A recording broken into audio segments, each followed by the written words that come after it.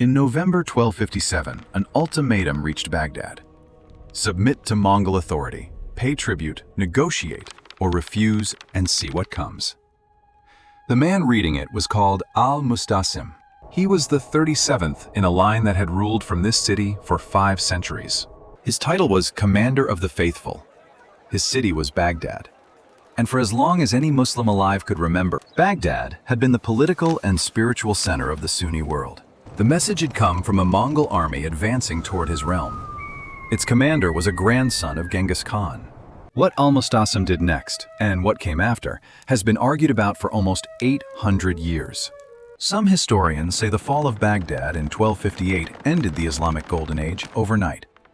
Others say the Golden Age had ended much earlier, and that what happened that winter was something more complicated. Between those two versions sits a short span of time. 13 days of siege followed by 7 days of sack, in which one caliph's decisions, one Mongol prince's mandate, and one city's fate all crashed together. Almost every popular image of what happened in those days has been passed down through legends written centuries later. Some of those legends are true. Most of them are not.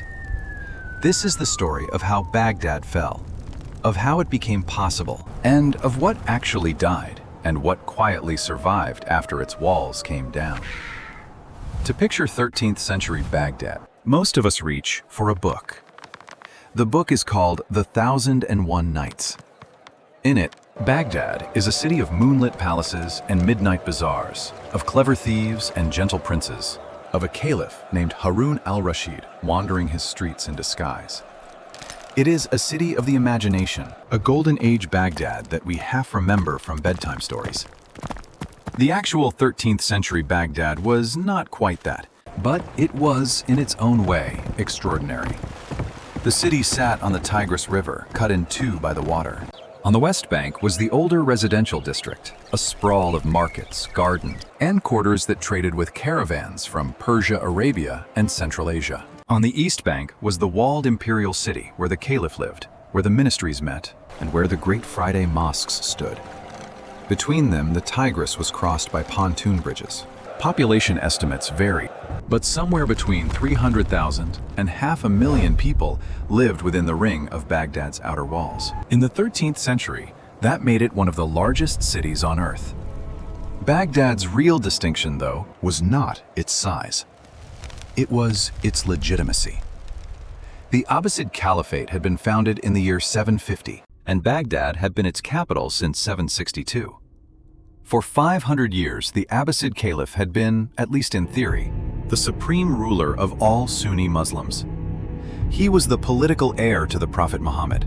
Kings across the Muslim world sent him gifts. His name was pronounced in the Friday sermons of mosques from Morocco to India. He was, in the imagination of the Sunni world, the visible symbol of Islamic unity. In practice, that unity had been slipping away for a very long time. By the year 1000, the Abbasid caliphs had already lost direct political control over most of their empire. North Africa had gone its own way. Egypt was ruled by a rival dynasty in Cairo. Persia had been fought over by Turkish generals and local warlords. The caliph's real power had shrunk decade by decade, until, by the mid-13th century, he ruled little more than central Iraq. The rest of the Muslim world still bowed to him as a religious figurehead. But no army marched at his command. No governor paid him serious tribute. His treasury was full of the accumulated gold of centuries, but his walls had not been seriously repaired in decades. Sections of the eastern rampart were crumbling. The garrison was small. The Abbasid Caliphate in 1258 was a 500-year-old institution living almost entirely on the memory of what it had once been.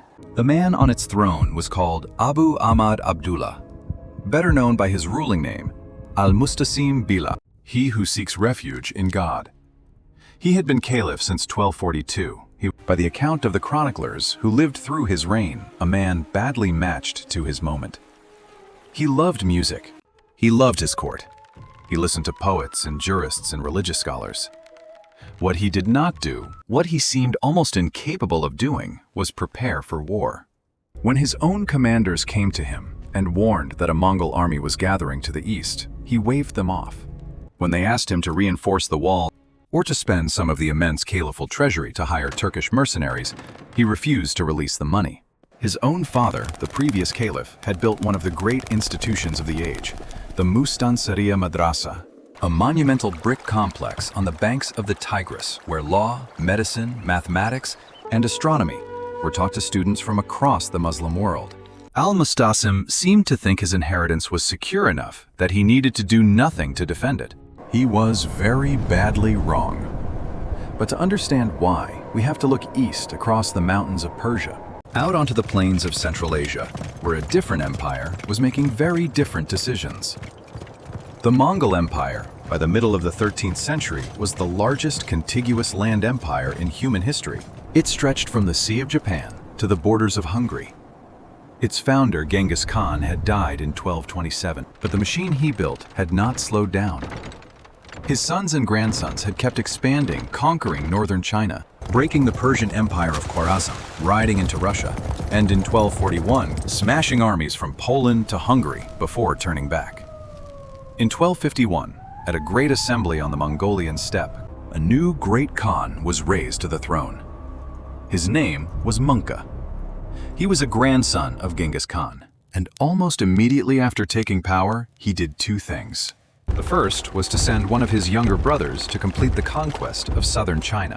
The second was to send another younger brother west with an order. The order was very specific. Go to Persia, subdue every Muslim state as far as Egypt, reduce them to obedience or destroy them, and take a real army, not a raiding force. Take the siege engineers, take the Chinese and Persian specialists who could bring down city walls. Take enough men to hold what you conquered. The brother he sent was called Hülegü. Hülegü Khan was, by the standards of his family, a careful man. He was not a berserk conqueror. He did not destroy for the sake of destruction. What he did was more disciplined, and for that reason, more frightening. He offered every city he approached the same choice. Surrender and pay tribute, and you would be spared. Resist, and you would be made an example of. He kept both promises. Cities that surrendered were on the whole treated well. Cities that resisted were on the whole annihilated. This was not personal. It was Mongol imperial policy. And by 1256, Hülegü had brought that policy across the mountains of Iran. His first major target was not Baghdad. It was a small mountain fortress called Alamut. Alamut sat in the Elburz Mountains of northern Iran. For over a century, it had been the headquarters of a Shia Ismaili sect that the outside world called the Assassins, a highly organized network of political killers who had made themselves feared from Cairo to Baghdad. Their fortresses were said to be unassailable. Hülegü spent the summer and autumn of 1256 assailing them. In November of that year, using the same siege artillery he would later use on Baghdad, the Mongols took Alamut. The Assassins as an organized military force ceased to exist. For Hülegü, this mattered for two reasons.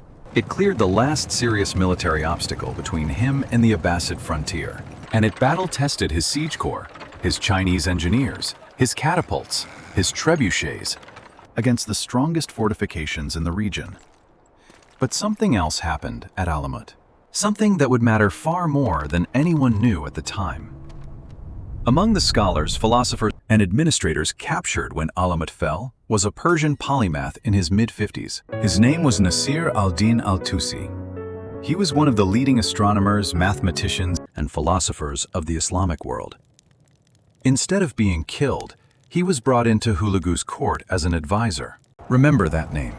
We will come back to him. For now, though, in the winter of 1256, Hülegü turned his army south. Ahead of him lay the Zagros Mountains. Beyond them, the plains of Mesopotamia.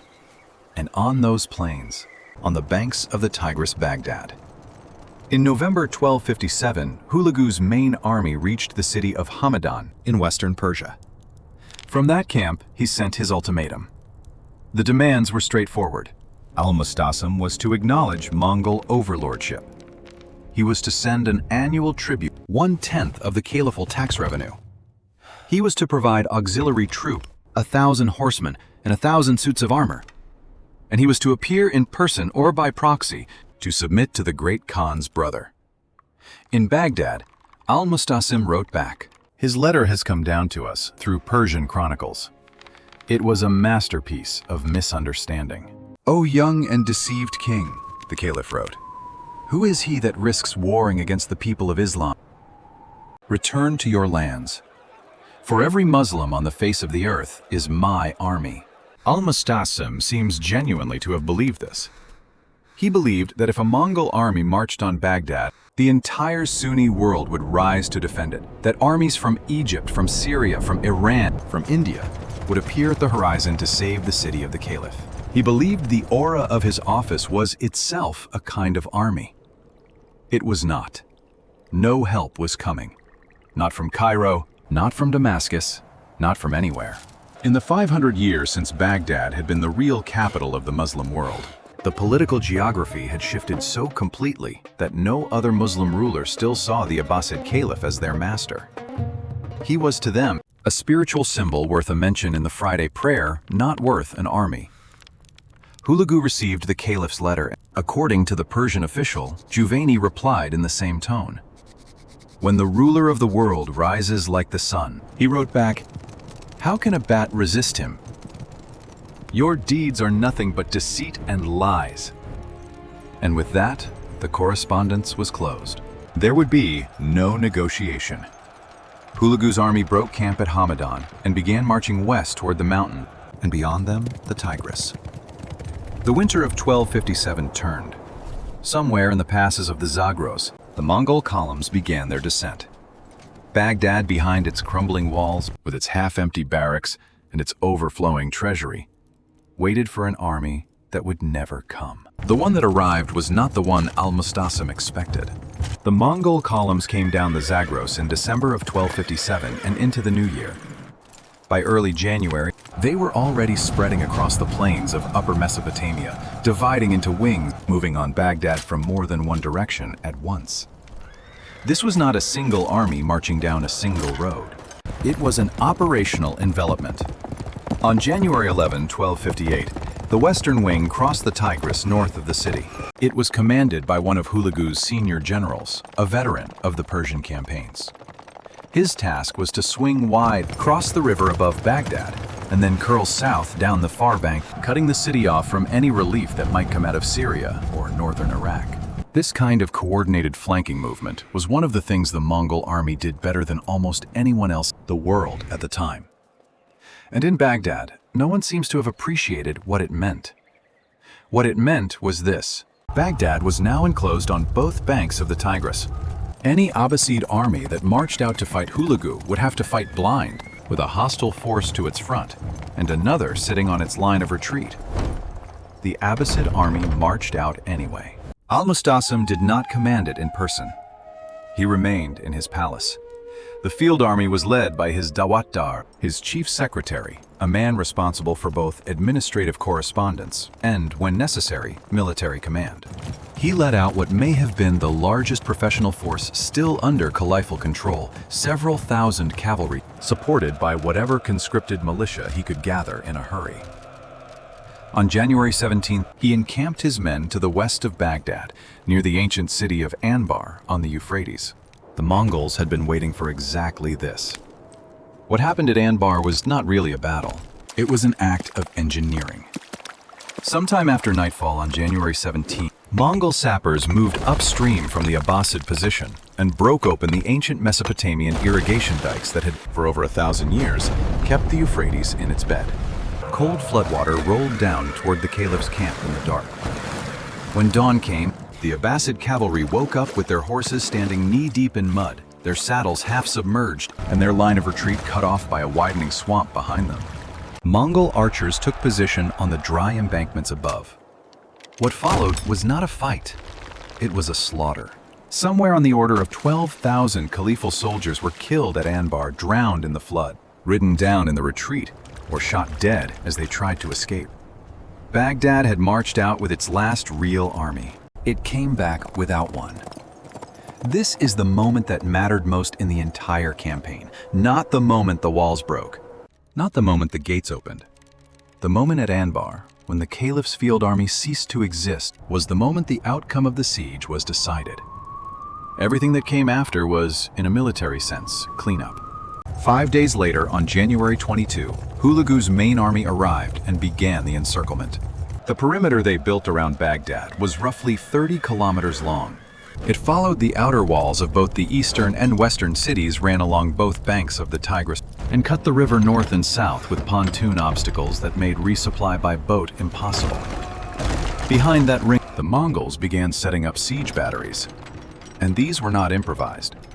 Hülegü's army carried or built on site something on the order of 1,000 catapults, trebuchets, and mangonels.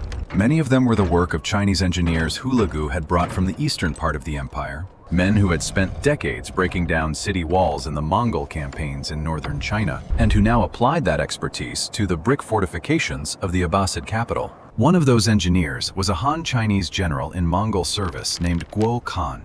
He oversaw the artillery batteries and the pontoon blockades on the river. His name is a small detail, but it tells you something important about the army Baghdad was facing. This was not a horde. This was the technical output of the largest empire the world had ever seen. Chinese siege engineers, Armenian and Georgian Christian auxiliaries, Persian conscripts, Uyghur scribes, all of it welded together under Mongol command, converging on one point on the Tigris River.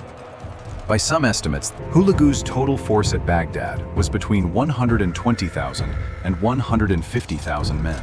Behind the walls, the Caliph had somewhere between 10 and 20,000 professional defenders left, plus whatever militia the eastern quarters could raise. 6 to 1 at best, 15 to 1 at worst. On January 29, the bombardment began. The primary target was a section of the eastern wall known as the Burj al-Ajami, the Persian Tower. Hülegü's engineers concentrated their heaviest artillery on this single point. What followed was not the theatrical slow motion of most medieval sieges. It was continuous, industrial, and around the clock. Stone after stone, day and night, hammering the same masonry. Ibn al-Fuati, an Arabic-speaking scholar in Baghdad who lived through the siege and later wrote down what he saw, describes the sound as ceaseless, the impact of the projectiles blurring into one continuous noise that did not stop. 6 days later, on February 1st, the Burj al-Ajami collapsed. Mongol storming parties climbed over the shattered brickwork, drove the surviving defenders off the wall top, and planted Hülegü's horsetail standards on the ramparts. But instead of pouring down into the streets, they stopped. Hülegü had given specific orders. His troops were to hold the wall, but they were not to enter the residential districts yet. Anyone trying to escape from inside the city was to be shot down as they emerged. The idea was to keep the population trapped and break the caliph's nerve and force a formal surrender, rather than a chaotic street-by-street sack. Inside the palace, the caliph's nerve broke. On February 4, Al-Mustasim did what he should have done in November. He tried to negotiate. He sent a delegation out to Hülegü's camp, and at the head of that delegation was the man who had been quietly urging him to negotiate all along, his vizier, the head of the civil administration of Baghdad, effectively his prime minister. His name was Muayyad al-Din Muhammad ibn al-Alqami. Ibn al-Alqami had been vizier under al-Mustasim for years. He was, by background, a Shia Muslim, serving a Sunni court, a not uncommon situation in medieval Baghdad, but a politically delicate one. From the start of the crisis, he had been the voice inside the palace arguing that Baghdad could not fight the Mongols and win. He had urged the caliph to pay tribute. He had urged him to acknowledge Mongol overlordship. He had urged, in short, that al-Mustasim do what most other Muslim rulers in the region had already done by their survival. He had been overruled. Now with the walls breached and the field army dead in the swamps of Anbar, he was sent out to salvage what could still be salvaged. He is one of the most controversial figures in the entire history of the fall of Baghdad. And here is where a story enters the record. A story that has to be dealt with because it has shaped how this event has been remembered for almost 800 years. The story goes like this. Ibn al-Alqami was a traitor. He had from the start been in secret communication with the Mongols. He had deliberately let the caliphal army wither. He had persuaded the caliph to reject Hülegü's terms, and then, when war became inevitable, arranged for the city to fall from within. His motive, according to this version of events, Was religious a Shia plot to bring down the Sunni Caliphate? That is the story that Sunni Arabic chroniclers, writing in the decades and centuries after 1258, would come to tell. It is almost certainly not what happened. The primary sources we have, including the eyewitness Baghdad scholar Ibn al-Fawati and the Persian official Juvaini, both of whom had access to court records, describe Ibn al-Alkami as a pragmatic administrator who genuinely wanted to save his city and lost the argument. Modern historians reading the accounts side by side largely agree. The traitor-vizier narrative appears to have been assembled later, largely in Egypt, under the Mamluk Sultanate, which had strong political reasons to blame the fall of Baghdad on Shia treachery, rather than on the strategic disaster it actually was. The story of Ibn al-Alkami is, in effect, a scapegoat. It offered an easier explanation than the truth. The truth was harder. The Caliph had refused good advice for months, and once he had refused it, no negotiation short of unconditional surrender was possible. By February 4, unconditional surrender was the only thing on offer. Ibn al-Alkami went to Hülegü's camp. He was accompanied by one other notable figure, the Nestorian Patriarch of Baghdad, a Christian bishop named Makika II, who represented the city's ancient Christian minority. Together, they tried to propose limited terms. Hülegü declined. He held them in his camp, refused to send them back, and sent word to the Caliph. The terms were simple. Come out, in person, with your court, unarmed. For 6 days, al-Mustasim did nothing. The bombardment continued. The Persian tower stayed in Mongol hands. The city stayed sealed. And behind the walls, the Caliph, still somehow waiting for an army that would never come, waited to see if anything would change. Nothing did. On February 10, 1258, al-Mustasim 37th Abbasid Caliph, commander of the faithful, walked out of the Bab Halba, the Halba gate, on the eastern wall of Baghdad. He wore his black robes of state. Behind him walked his sons. Behind them walked his judges, his court officials, his religious scholars, and the senior nobility of his administration. In total, roughly 3,000 people came out with him. They believed they were surrendering. They believed the ceremonies of state would still apply. They believed that once the Caliph submitted, negotiations for the city's fate could begin. Hülegü received the Caliph and immediately had him separated from his retinue. The 3,000 people who had come out at his side were led away in groups into the palm groves outside the walls. They did not come back. By evening, everyone who had walked out of the Halba gate with the Caliph had been executed. Al-Mustasim himself was still alive. Hülegü was not finished with him. The Caliph was, for the moment, held in the Mongol camp, watched by his own guards waiting to be told what would happen next. And behind him, the walls of Baghdad stood open. For 3 days after the surrender, nothing happened. The Caliph was in the Mongol camp. Baghdad was sealed. The bombardment had stopped. The gates were open, but no Mongol troops entered the streets. Inside the wall, the population must have wanted to believe that this quiet meant they had been spared, that the surrender had worked, that the ceremony of submission would translate into a ceremony of mercy. On February 13th, the Mongols entered the city. What followed lasted 7 days. It was not a spontaneous massacre. It was, as with almost everything Hülegü did, disciplined and organized. Districts were assigned to units. Neighborhoods were swept in sequence. The palaces of the Abbasid dynasty, including the great imperial complex on the east bank, were systematically emptied of gold, silver, and manuscripts. Private houses were entered. Occupants were killed. Valuables were removed. Mosques were plundered. The Mustansariya Madrasa, the great teaching complex built by al-Mustasim's father, was damaged, though not entirely destroyed.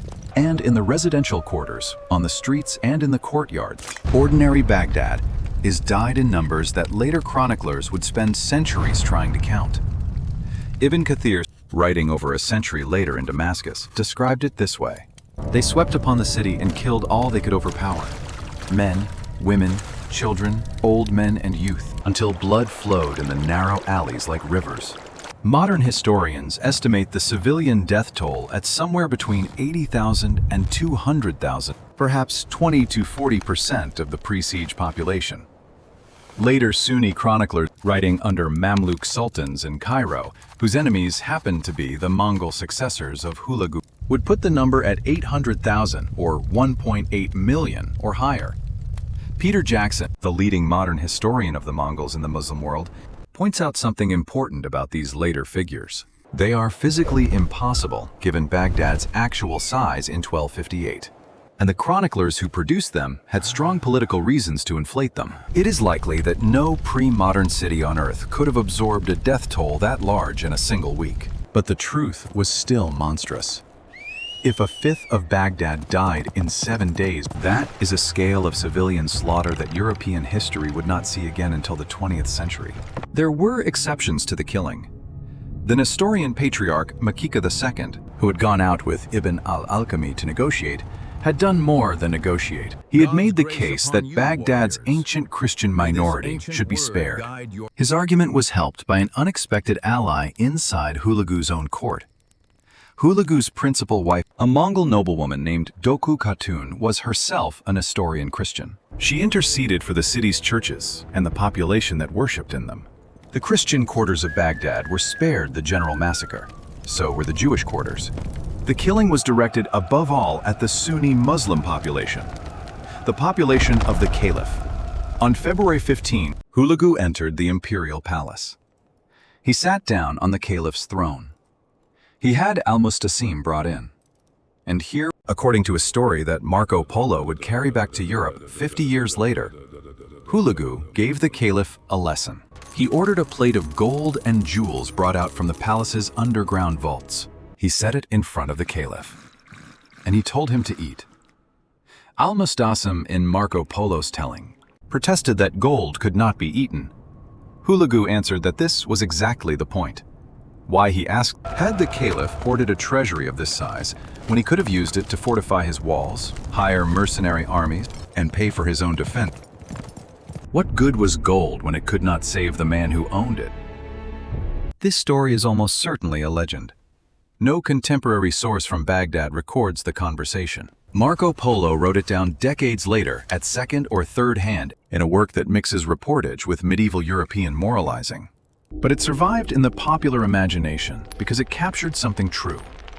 The Abbasid treasury really was vast. The Persian chronicler Wasaf described what happened to it in a single line. The treasures which the Abbasid caliphs had accumulated over a period of 500 years were exposed to plunder, pillage in a single hour. Wagon load after wagon load of gold, silver, and jewels was carted out of Baghdad and sent north, eventually reaching Mongol strongholds in Azerbaijan. 5 centuries of accumulated wealth drained out of the city over a matter of weeks. 5 days later, on February 20th, Al-Mustasim was executed. The Mongols had a taboo about royal blood. Spilling it on open ground, they believed, would call down cosmic calamity. So the execution of the last Abbasid Caliph was carried out without spilling any of his blood at all. He was brought to a military encampment outside Baghdad, near a village called Wak. He was wrapped tightly inside a heavy Persian rug. Mongol cavalry horses were then paraded across the carpet, back and forth, again and again, until the 37th successor to the Abbasid Caliphate was crushed to death inside it. There is a second version of this story. The same Marco Polo who told the tale of the golden plate also told the tale of the Caliph being sealed alive inside his own treasure vault and left to starve among his gold. That is the version that survived best in Europe because it made the best morality lesson. But it did not happen. Every regional source, Rashid al-Din Juvaini, Bar Hebraeus ibn Kathir, records the same execution in the carpet by trampling. It is one of the small ironies of historical memory that the story most people remember about the death of the last Abbasid Caliph is the one that isn't true. On March 8, Hülegü left Baghdad. The official reason his own chroniclers gave for his departure was that the stench of the unburied dead had made the city impossible to occupy. He appointed a Mongol governor to administer what remained, alongside a staff of Persian and Iraqi civil officials, most of whom, notably, had held office under the Caliph and now held office under the Ilkhanate. Baghdad was no longer the capital of a caliphate. It was a provincial city in a Mongol empire. And that was the end. 500 years of Abbasid Caliphal rule in Baghdad closed that winter. But this is where the popular story and the actual story part company. The popular story is that the fall of Baghdad closed the Islamic Golden Age as well. That in those same 7 days, along with the Caliph and his court, an entire civilization of learning was destroyed. The most famous image comes from later Arabic literature.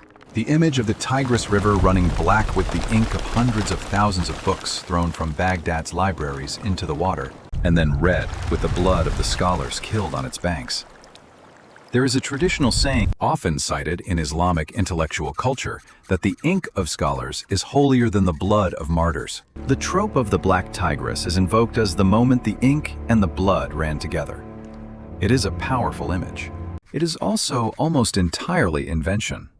None of the eyewitness sources from 1258, not Ibn al-Fawati, who was in Baghdad, not Juvaini, who was in Hülegü's service, not Bar Hebraeus, the Syriac Christian chronicler, not Rashid al-Din, working from Mongol court records, mentions the Tigris turning black with ink. The image first appears in the 16th century, in Arabic historical compilations, written nearly 300 years after the event.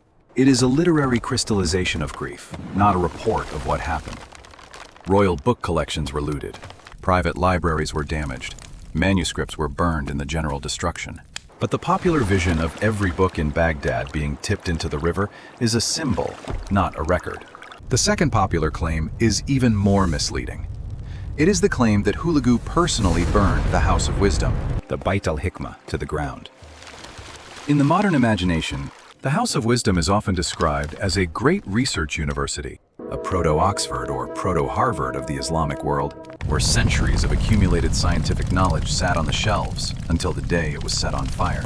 The historian Dimitri Gutas, who has spent decades studying the actual institution, has shown that this is not what the Bayt al-Hikmah was. It was real, an Abbasid royal library and translation bureau that had flourished in the 8th and 9th centuries, under Caliph al-Mamun. Its function was to translate Greek, Persian, and Sanskrit texts into Arabic. But it ceased to function as an active state institution in the 11th century, over 200 years before Hülegü was born. What Baghdad actually had in 1258 was different. It had the Mustansariya Madrasa, which was damaged but not destroyed in the siege. And it was repaired and reopened as a working teaching institution by the Mongol governor of Baghdad 3 years later, in 1261. The great institution Hülegü supposedly destroyed had already been gone for 2 centuries. The great institution he actually damaged reopened for classes under his own administration within 3 years. Which brings us back to a name mentioned earlier. Nasir al-Din al-Tusi, the Persian polymath captured at Alamut in 1256 and brought into Hülegü's inner circle as an astronomer and advisor. Tusi was present during the fall of Baghdad, and he used his position to do something very few people in his situation could have done. He identified the manuscripts he considered most important mathematical works, astronomical treatises, philosophical texts, and made sure they were not lost. He worked with Hülegü's staff to have them sorted, packed, and shipped out. They did not go to a warehouse in Azerbaijan.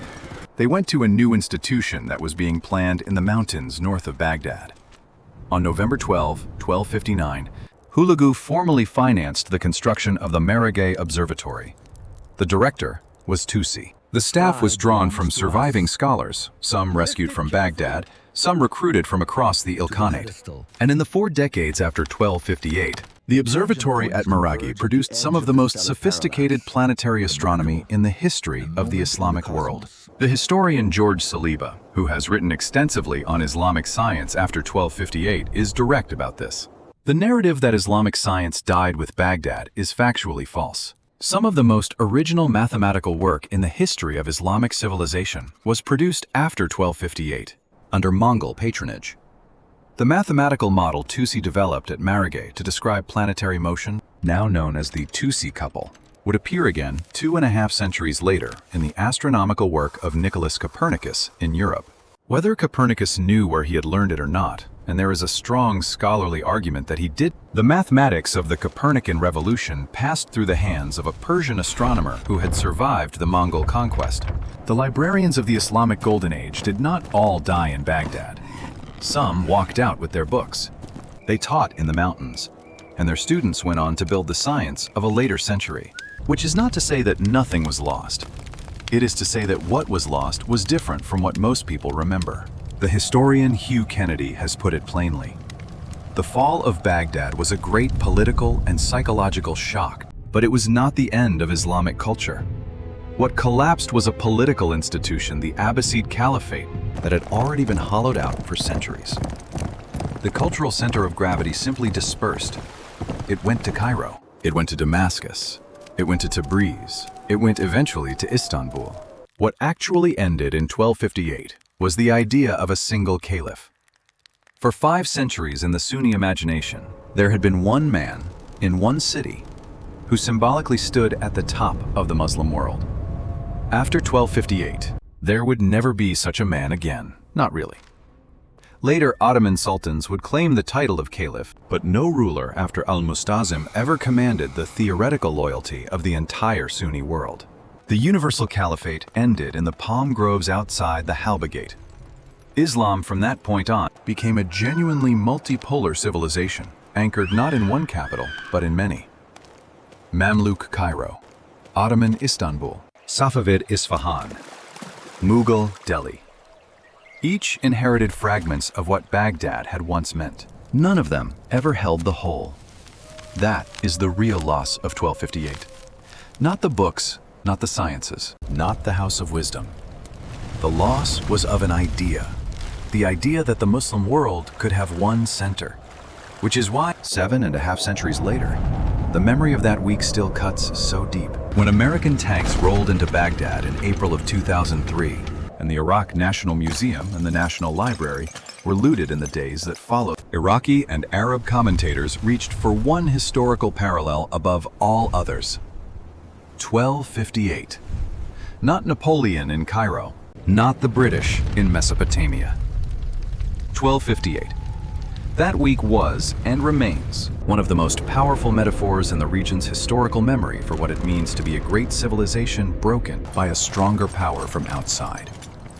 Whether the parallel is fair is a question historians can argue about. That people reach for it again and again is a fact about how a wound gets remembered. And the wound is remembered better than what was actually lost. Which brings us back to a room in a palace and to a man reading a letter he did not want to read. Al-Mustasim thought he was defending an empire. He was defending a memory. He thought the whole Muslim world was his army. It was not. He thought the walls would hold, and if they did not, that the ceremonies of state would save him. They did not. He thought the golden age of his city was something he had inherited and could simply pass on. It was not. Most of that golden age was already gone. And what still lived of it, the mathematics, the astronomy, the philosophy, did not survive because he defended it. It survived because a Persian scholar in the enemy's camp made sure part of it walked out of the city under Mongol guard and continued its work in an observatory in the mountains. The Baghdad of the 1001 Nights is a real place in the imagination. It is not a real place in history. The real Baghdad of 1258 was a city that had run out of time to defend itself. A city that lost the argument for its own survival. And it fell, not because an entire civilization was murdered in 1 week, but because a 500-year-old institution had been dying for a very long time. A Mongol army simply finished it. That is the week Baghdad fell. And that is what actually happened.